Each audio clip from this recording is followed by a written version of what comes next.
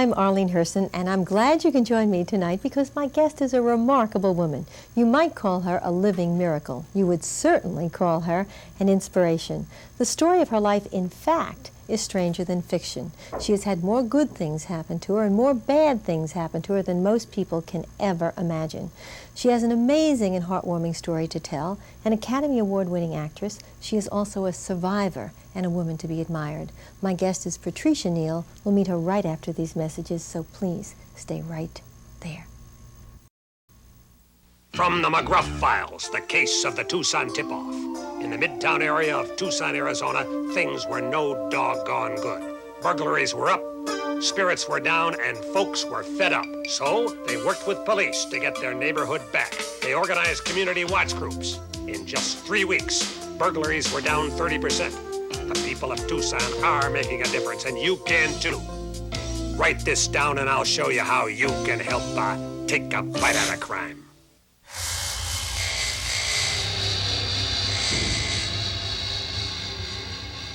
People in the National Guard and Reserve make up over 40% of our nation's combat-ready forces. It's a job that requires them to face some very big challenges. So please, don't make their biggest challenge asking you for time off to do their training. Mr. Aldridge, you, got a minute? Be a hero. Give your employees the freedom to protect ours. There are people out there who need help, but don't have anyone with the right skills and knowledge to turn to for help with their taxes. You or your organization can be there for someone who needs help. Volunteer your time, and the IRS will volunteer the training to help make someone's taxes less taxing. Some people think Social Security is just for retirement. But if a serious illness or injury puts you out of work, Social Security can pay disability. Even if you're years from retirement. And it would pay your family survivor's benefits if somehow your life gets cut short. So what benefits can you expect? Find out by calling 1-800-2345-SSA. For your own personal earnings and benefit estimate statement. Social Security, it's not just for retirement. It's for life.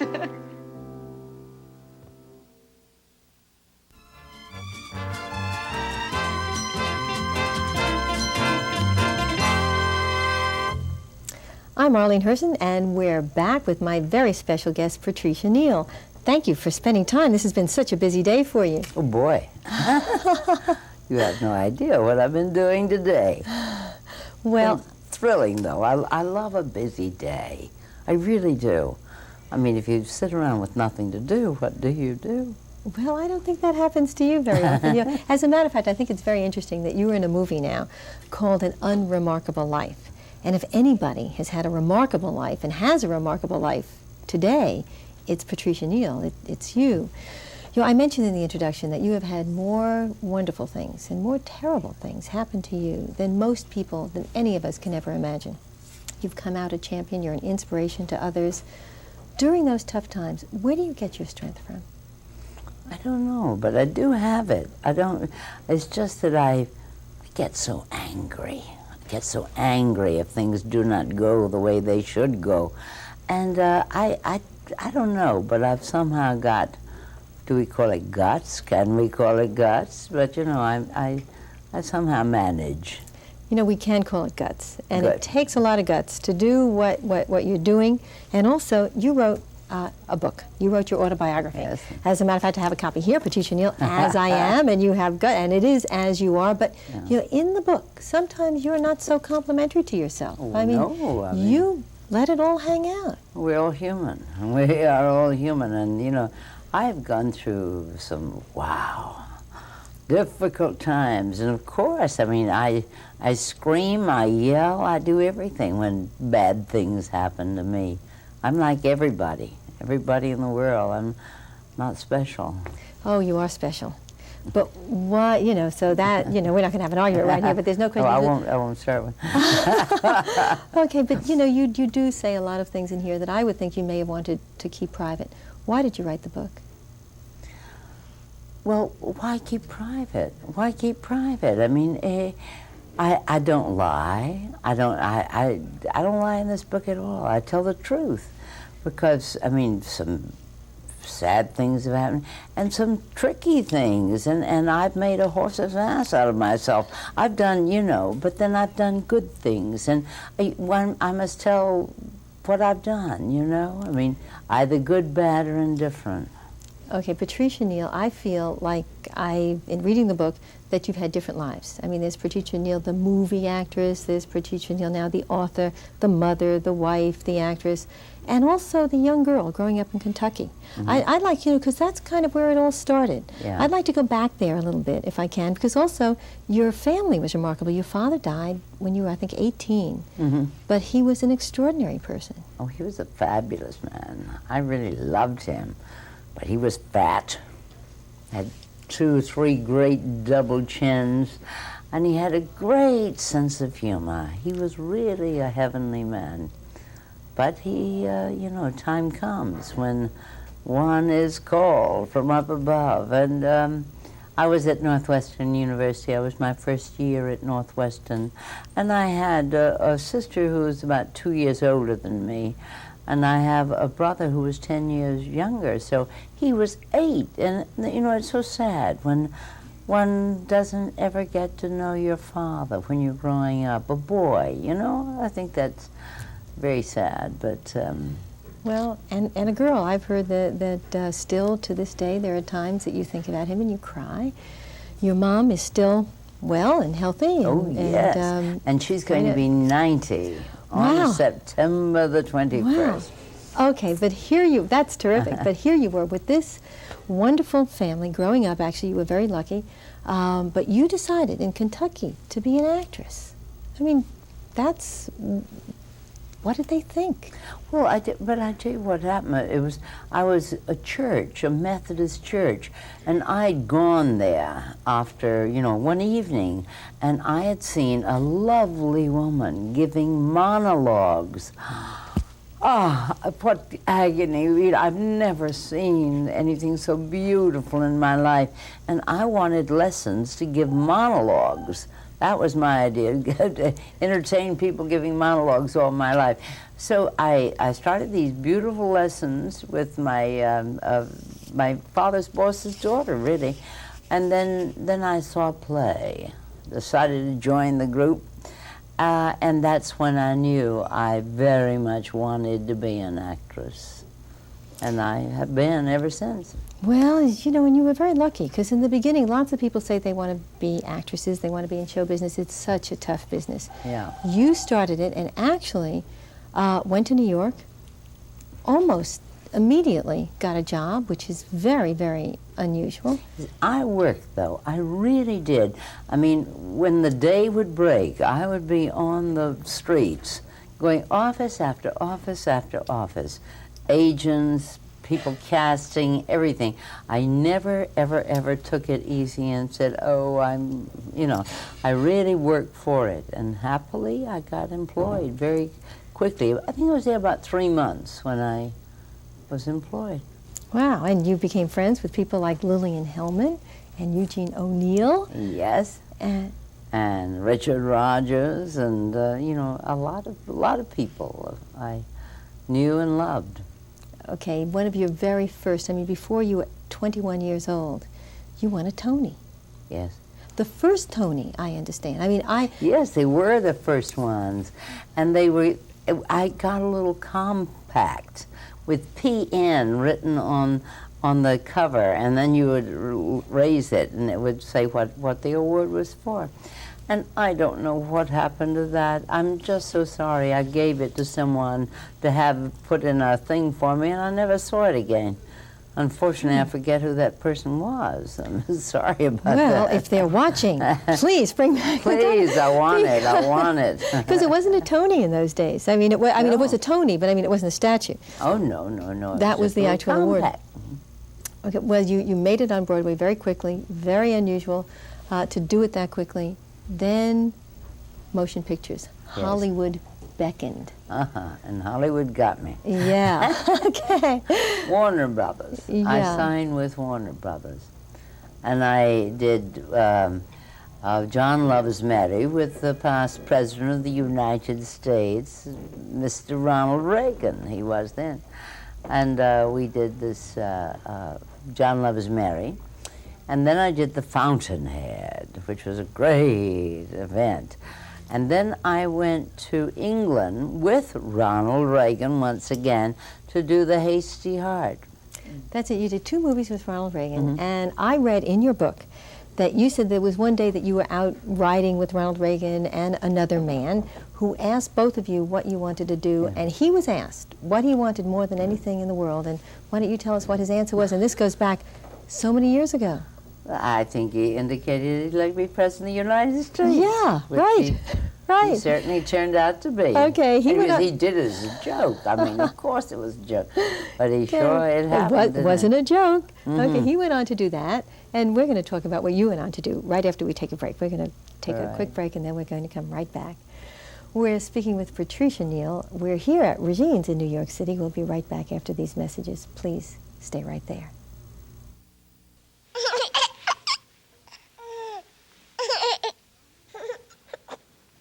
Every year, thousands of babies die from choking, suffocating, or other breathing emergencies. Just imagine how many of them could be saved if only they came with instructions. Please learn American Red Cross Infant and Child CPR. American Red Cross. We help you help others.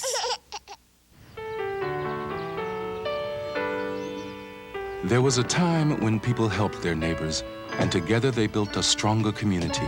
This spirit lives on today in NeighborWorks, a unique partnership of local residents, business, and government leaders. NeighborWorks volunteers have rebuilt over 100,000 homes, restoring pride to millions of neighbors. So help a neighbor and a nation. Join NeighborWorks, reversing decline, rebuilding pride. Just a fraction of what we spend dining out could help pick up the tab for a good cause. A small part of what we spend on sports could help keep our community in shape. Or some of our time on the phone could help answer society's problems. Won't you get involved? By giving 5% of your income and volunteering 5 hours per week, you can really help your community. This year, make it your goal to give 5. What you get back is immeasurable.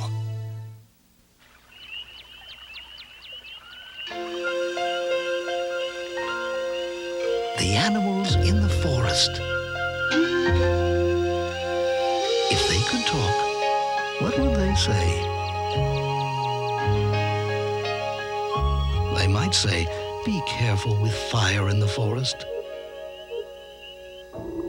Just like Smokey says, only you can prevent forest fires.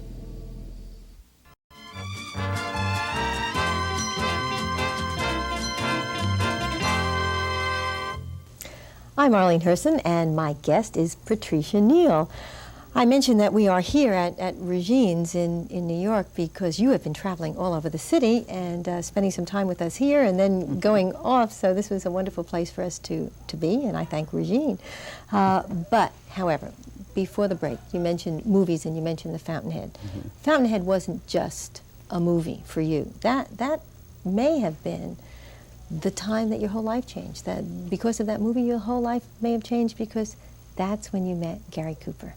Gary Cooper was, I mean, I happened to adore him. I adored his looks. I adored his, I mean, he to me was a fabulous man. Big movie star in those days, top of his career. Here you were, beautiful young actress. You adored him, he adored you. You started a love affair that lasted many, many, many years. Not all that long, about 3.5 years, I would say. But that's a long time. But he was married. Did that bother you? Well, of course it did, but I was so stupid at that in those days of my life. I didn't know that I should have had respect for marriage and left him alone, you know. When one's young, you want what you want when you want it, and you can get into bad trouble that way. And I got into bad trouble, and I decided then that I would never, ever, ever get in that kind of situation again. You mean involved with a married man? Yes, and in I love didn't. with a married man. And I didn't. But you also became pregnant. You also, in those days, I mean, now people talk about abortion all the time, about women's how right they to. talk about it now. Yeah, I mean, it's an issue at the dinner table. You Yes. know, women's right of choice. In those days, it wasn't. It was forbidden. Nobody talked about it. Oh, it was horrifying, you know, and it really was. But, you know, you didn't mention it to a soul. You had to do this horrendous thing. And so what happened during that time? I mean, was he with you? Was Gary Cooper with you? I mean, was it? I mean, that must have been terrible. Yes. Oh yes. Oh yes.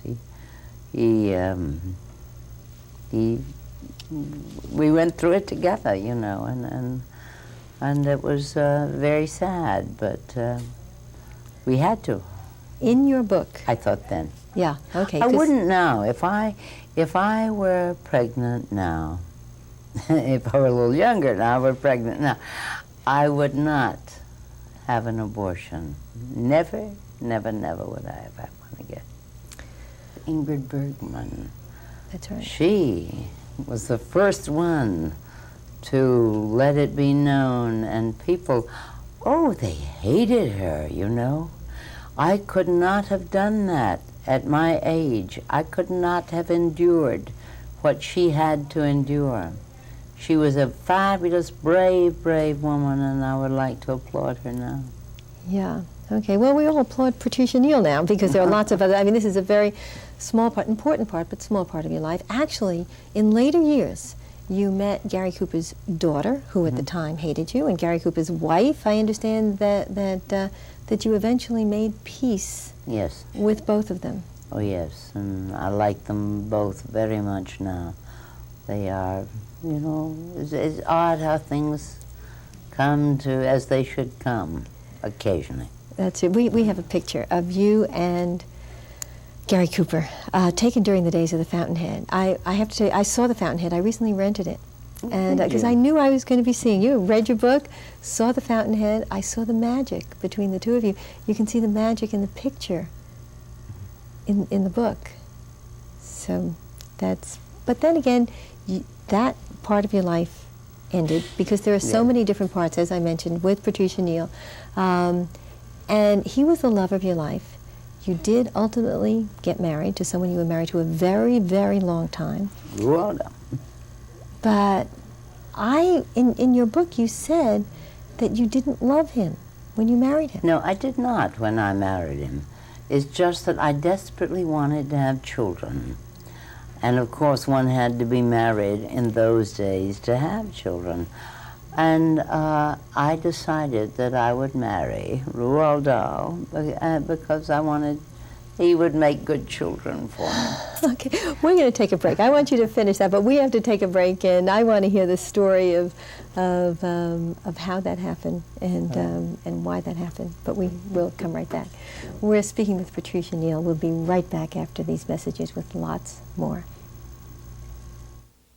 It's time for You Lost Your Life with your hosts, Christ Dummies, Vince and Larry. Hi! Hello, and welcome to the show that proves if you don't buckle your safety belt, the loser is you. That's right, Vince, and by not buckling up, you could end up in places you never dreamed. Like traction! Or the emergency room! Plus, Larry, if you're not buckled up, you could maybe take a ride in a beauty like this. Stay tuned! You could learn a lot from a dummy. Buckle your safety belt. I was going to take a job with an engineering firm in New York. I got a better offer. I'm building schools overseas with the Peace Corps. The pace is a little slower than New York, but here I'm getting grassroots experience I couldn't get anywhere else. The way I look at it, the world can wait 2 years for another 40-story smoked glass high-rise. Peace Corps, the toughest job you'll ever love. Everyone makes mistakes, Matthew. Don't pay any attention to the other children. For this bright 6-year-old, the ABCs have never been as simple as ABC. Where do you go when you're different from the other kids? He got help at a Center for Learning Disabilities. They got help from the United Way. All because the United Way got help from you. The United Way. It brings out the best in all of us. The man. And dog. For years, this man thought if he just tried hard enough, he could teach himself to read. Where do you go when you can't do it alone? He's getting help in a literacy program for adults. They got help from the United Way. All because the United Way got help from you. The United Way. It brings out the best in all of us.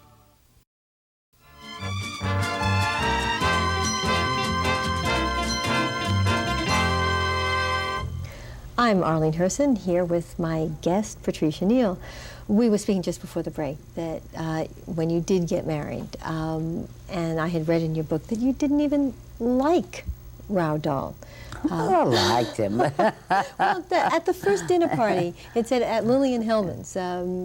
Well, I want to tell you, when I first saw him, I loved his looks. He was the fabulous-looking man, according to my taste in those days, and I really did like his looks. Then I began talking to him, and I didn't like him one bit, but anyway, he made up for that. Yeah, okay, and you did get married, actually, and you had 5 children together. Yes. And were married for 30 years. Now, there's a lot that happened during that time, before much of the tragedy that happened, and then all the wonderful things. But there you were, mother, working actress, traveling back and forth, trying to take care of the house, husband, yourself. You were Superwoman. Do you remember that as a good time? Yes, I do. You know, it's odd. You know, you have so much energy, you have so much drive, and so much everything, and you're so good at everything. I remember I did. Oh dear, I can't remember the name of it, of course, which is sad. I did a Russian play, and I do not say one word in it, and she does all the talking. The Stronger is the name of it. And I was the greatest performance of my life. I mean, it was, I loved it. And, but you know, and it was so easy to do all these things at one point in my life. But of course, not when I had my stroke, and not now. Yeah, okay. Obviously, you know, you had a stroke. He was there for you. There's been lots written. I mean, there was a television movie called Pat and Raold.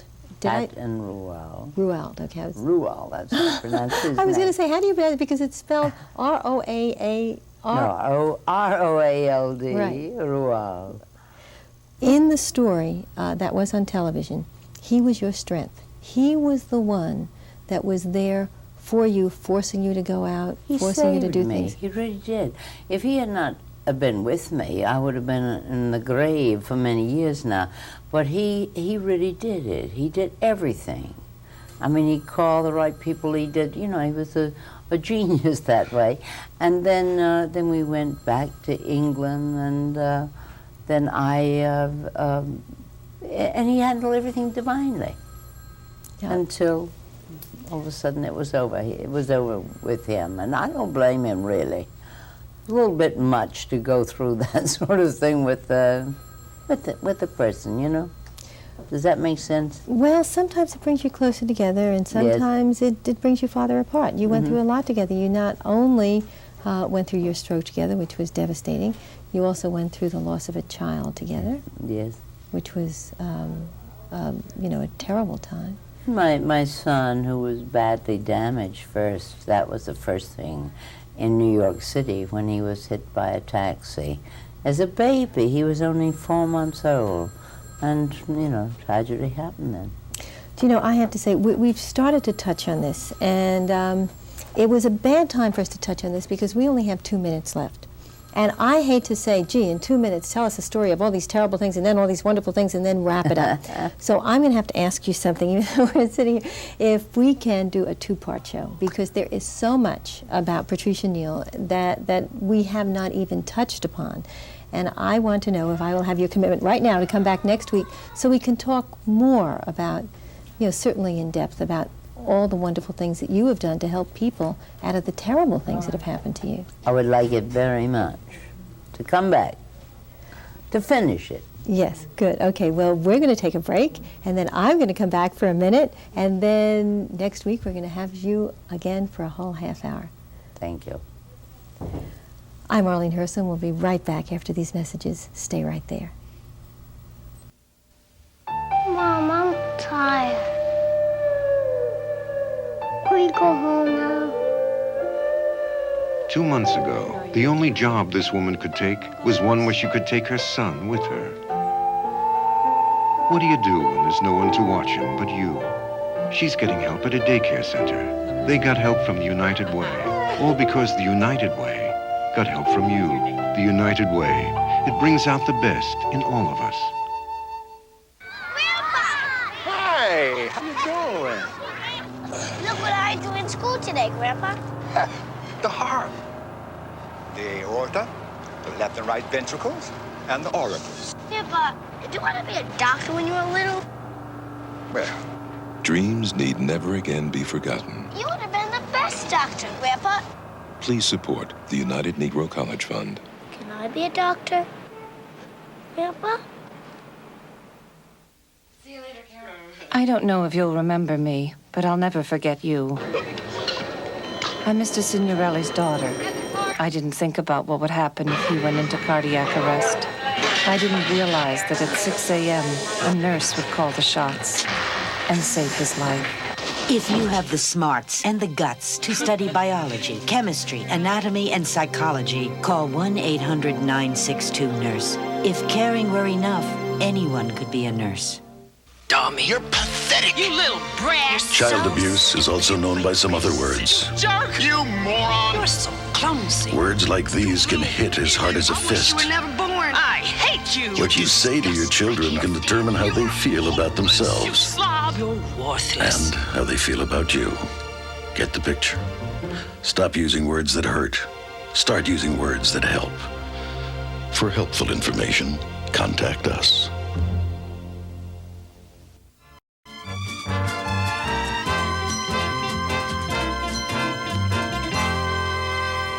I'm Arlene Herson. I hope that you've enjoyed the time we spent here with Patricia Neal. She will definitely be back next week because the story of her life is absolutely incredible. We're going to talk about the stroke, the tragedy with her children, but also about the triumph of her life. She is a remarkable woman. We're also going to talk about her movie, which is called An Unremarkable Life. She is certainly a remarkable woman with a remarkable life. So please be sure to be here same time next week. Hope to see you then. Good night.